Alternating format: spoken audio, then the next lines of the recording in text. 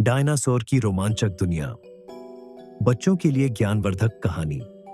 बहुत समय पहले, जब धरती पर न इंसान थे, न कारें, न मोबाइल, तब यहाँ डायनासोर राज करते थे।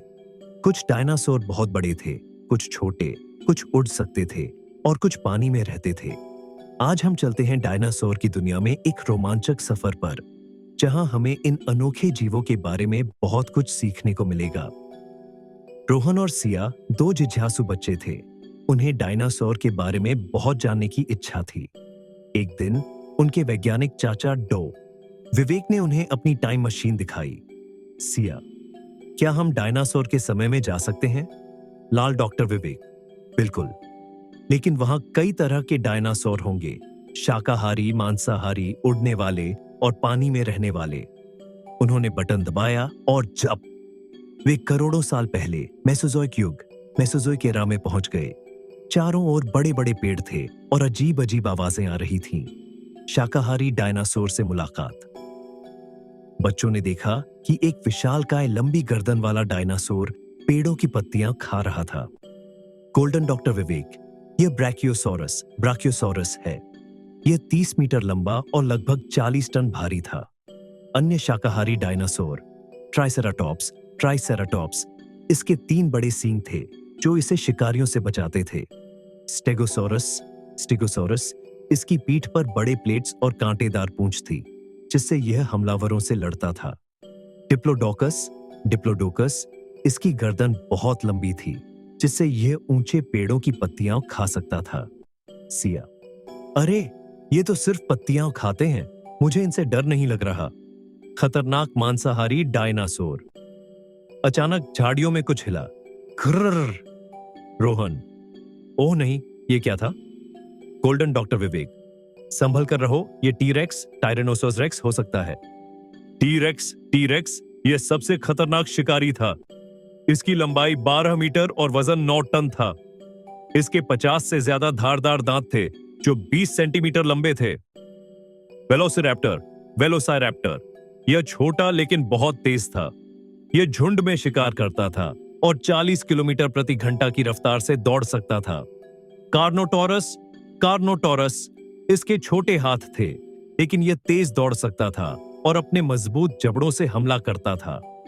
टीरेक्स ने जोर से गर्जना की और उनकी ओर बढ़ने लगा। रोहन, भागो! लाल डॉक्टर विवेक ने जल्दी से टाइम मशीन का बटन दबाया। उड़ने और तैरने वाले डायनासोर।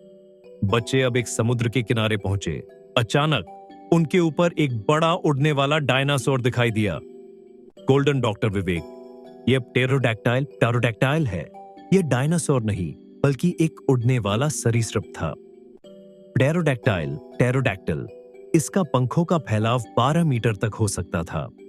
क्वेट्ज़लकोट्लुस, यह दुनिया का सबसे बड़ा उड़ने वाला जीव था। सिया, तो क्या सभी डायनासोर उड़ सकते थे? गोल्डन डॉक्टर विवेक, नहीं, असली डायनासोर उड़ नहीं सकते थे, सिर्फ पंखों वाले सरीसृप उड़ते थे।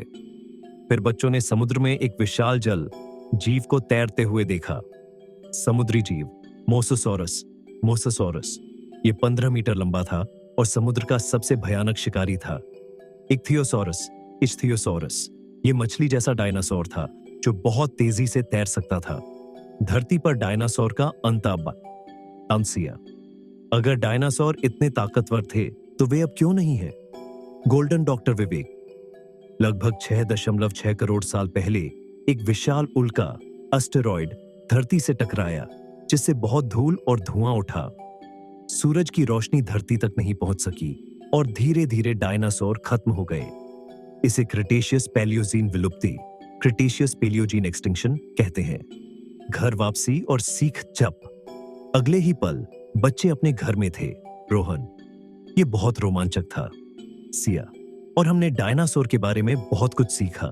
क्या सीखा? डायनासोर 3 मुख्य प्रकार के थे, शाकाहारी, मांसाहारी और उड़ने पानी में रहने वाले। टीरेक्स सबसे खतरनाक शिकारी था। डायनासोर करोड़ों साल पहले रहते थे और एक उल्का प्रहार से विलुप्त हो गए। विवेक, अगर तुम और सीखना चाहते हो तो अगली बार हम और भी रोमांचक सफर पर चलेंगे। हाँ, दोनों बच्चे खुशी से बोले।